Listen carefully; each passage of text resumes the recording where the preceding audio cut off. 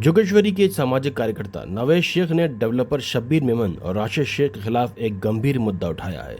शेख का दावा है कि ये 2005 में एक ऑटो रिक्शा चालक और इसका भाई एडल्ट सीडी बेचने वाला कैसे 2025 में एक बड़ा बिल्डर बना। यहाँ तक 2025 में धोखे से 1000 करोड़ रुपए का साम्राज्य खड़ा करके डेवलपर बन गए। उन्होंने इस पूरे मामले को आदर्श हाउसिंग सोसाइटी घोटाले से भी बड़ा बताया। शेख के अनुसार इस पूरे खेल में कई जिम्मेदार लोग शामिल हैं, जिनमें कुछ सोसाइटी के प्रमुख सदस्य और कई दलाल भी शामिल हैं। आरोप है कि शब्बीर और राशिद के बीच के दलाल फ्लैट बेचकर मीरा रोड भाग जाते हैं। नावेद शेख ने यह भी बताया कि सबसे ज्यादा फ्लैट चिड़िया कमेटी और ओशीवारा फर्नीचर वालों ने खरीदे हैं। इन सभी की मिलीभगत से महाराष्ट्र सरकार को लगभग 18 करोड़ रुपए का राजस्व का नुकसान हुआ। नवेद शेख ने यह भी आरोप लगाया है कि डेवलपर शब्बीर मेमन ने अपने गुर्गों के माध्यम से झुग्गीवासियों को डरा धमकाकर और उन पर दबाव डालकर उनकी जमीनें औने पौने दामों में हड़प ली। ये वही झुग्गियां हैं जो एसआरए के तहत पुनर्वास के योग्य थीं, लेकिन बिल्डरों ने उनके अधिकारों को उल्लंघन करके उन्हें बेचने पर मजबूर किया। नवेद शेख ने मांग की है कि इस पूरे मामले की गहन जाँच होनी चाहिए और दोषियों के खिलाफ सख्त से सख्त कार्रवाई करनी चाहिए, ताकि गुलशन नगर के गरीब और कमजोर निवासियों को न्याय मिल सके और सरकारी खजाने को हुए नुकसान की भरपाई हो सके। आइए देखते हैं नवेद शेख ने क्या कहा। अस्सलाम वालेकुम, नमस्ते। मेरा नाम है नावेद शेख। आज मैं आपको गुलशन नगर के बारे में एक स्कैम बताने वाला हूँ।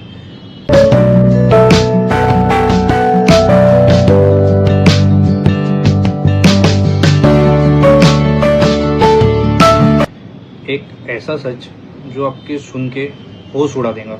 शब्बीर मेमन जो 2005 में एक ऑटो ड्राइवर था, आज 2025 में वो डेवलपर बन गया। कैसे बना? टेरर फंडिंग यूज़ करके, ब्लैक मनी यूज़ करके, मनी लॉन्ड्रिंग करके। गुलशन नगर ओशीवारा जोगेश्वरी वेस्ट में rehab building R1, R2, R3, R4, R5, R6 में तकरीबन 750 फ्लैट, दुकान और मकान इन लोग ने बेच चुके इल्लीगल तरीके से। और इनके पीछे और कोई नहीं, एक छोटा सा रिक्शा ड्राइवर शब्बीर मेमन और उनका कजिन भाई जो पहले टीवी मैकेनिक था और एलसीडी बेचता था, वो आज डेवलपर बन के बैठे। कैसे हुआ गुलशन नगर का इतना बड़ा स्कैम? इसमें कौन कौन जिम्मेदार है? जैसे कि आप जानते रहेंगे, बहुत सारे जन आपके पास आते हैं, उसमें से कुछ सोसाइटी के चीफ प्रमोटर है, कुछ सेक्रेटरी है, कुछ गुंडे है, कुछ दलाल है। वो आपको बोलते हैं कि आपका फ्लैट बिल्डर पास नहीं करेगा, आप एक काम कीजिए, ये राशिद भाई को या शब्बीर भाई को फ्लैट बेच दीजिए। और उसके बाद ये होता है कि इन लोग 15 से 20 लाख में आपका घर बेचते हैं राशिद या शब्बीर को, और फिर वही फ्लैट राशिद शब्बीर 40 से 45 लाख में दूसरे लोग को बेचते हैं। इसमें ये जो दलाल लोग हैं, सिर्फ अपनी दलाली लेके 1 से 1.5 लाख रुपया इन लोग चले जाते हैं मीरा रोड, भाग जाते। जैसे अगला station Mira Road, next station Mira Road, ये उसके बाद दिखते ही नहीं है। फिर कुछ वापस कुछ होएगा, किसी का रूम बेचने लगा तो भाग के आते हैं। इसमें सबसे ज़्यादा जो फ्लैट बिके हैं वो सबसे ज़्यादा चिड़िया कमेटी ने लिए है। उसके बाद ओशीवारा फर्नीचर मार्केट वालों को बिके हैं, जिसका ना तो स्टैम्प ड्यूटी रजिस्ट्रेशन हुआ है, ना एसआरए की लीगल फीस भरा गया है।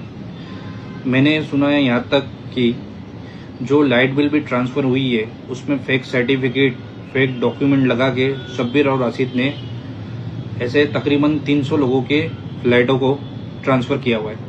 स्टेट गवर्नमेंट ऑफ महाराष्ट्र को 18 करोड़ के ऊपर का नुकसान है। आज शब्बीर मेमन के अंडर में 3 एसआरए प्रोजेक्ट चल रहे, जो खुद एक टाइम सोसाइटी का चेयरमैन था, आज वो कैसे 3 प्रोजेक्ट कर रहा है, जिसकी प्रोजेक्ट का नाम है विजय एसआरए, जो ये आदर्श नगर में है। दूसरा अजित गिलास एसआरए, जो अजित गिलास गार्डन के बाजू में है। तीसरा एकता CHS, जो मुनाफ कंपाउंड HK कॉलेज के जो अपोजिट में वो। अभी मैं आपको एक नज़र शब्बीर की प्रॉपर्टी के बारे में बताता हूँ। R1 से R6 तक 750 एसआरए की फाइल उसने सेल परचेस किया।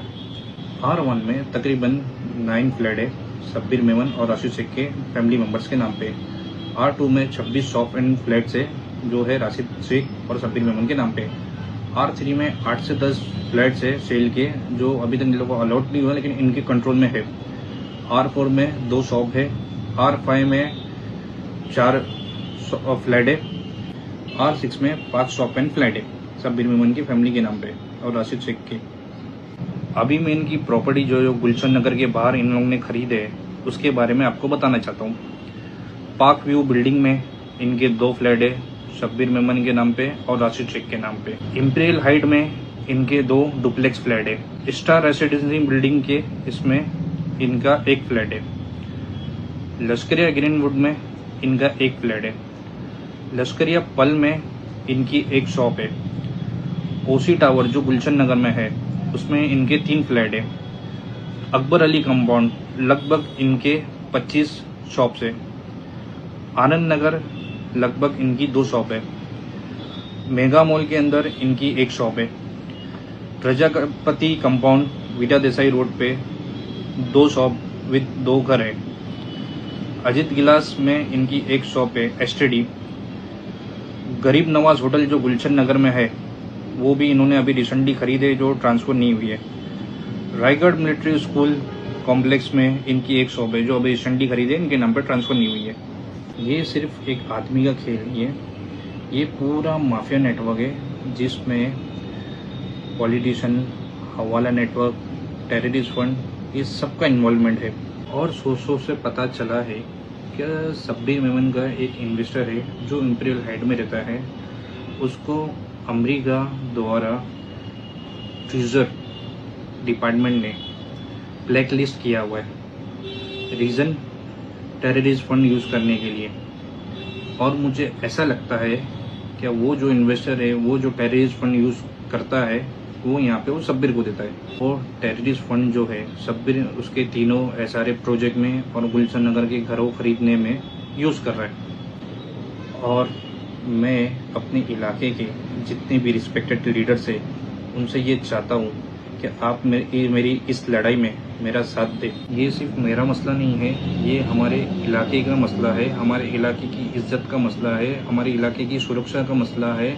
अगर टेररिस्ट फंड यूज़ हो रहा है तो ये सब मैं चाहूँगा कि सब जितने भी नेता है वो सब मेरे साथ खड़े हुए। और मेरे एरिया के नेताओं से अपील है कि आप इसमें मेरा सहयोग किए।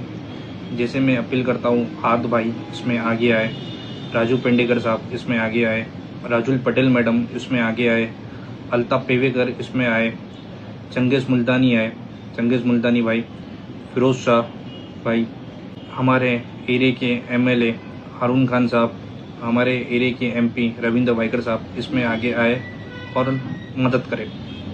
आप सबका जो साथ है सिर्फ एक साइन या सबसे नहीं होना चाहिए, बल्कि आप हमारे साथ मौजूद होना चाहिए हमारी लड़ाई में।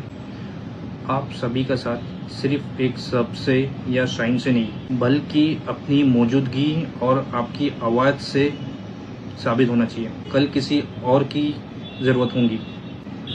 मैं उम्मीद करता हूँ कि आप हमारी आवाज़ उठा के महाराष्ट्र सरकार तक पहुँचाएंगे ताकि सच की जीत हो और न्याय का अंत हो। इस वीडियो को रिलीज़ होने के बाद अगर मुझे कुछ भी हानि होती है या मेरे पे जानलेवा हमला होता है या किसी भी धमकी आती है या कुछ भी होता है तो इसका जिम्मेदार सिर्फ और सिर्फ शब्बीर मेमन और राशिद शेख होंगे और उनके साथियों को माना जाएगा। और मैं इस बात की जानकारी मुंबई पुलिस को भी देना चाहता हूँ, अगर कुछ भी होगा इसके जिम्मेदार यही लोग रहेंगे। जय हिंद, जय महाराष्ट्र।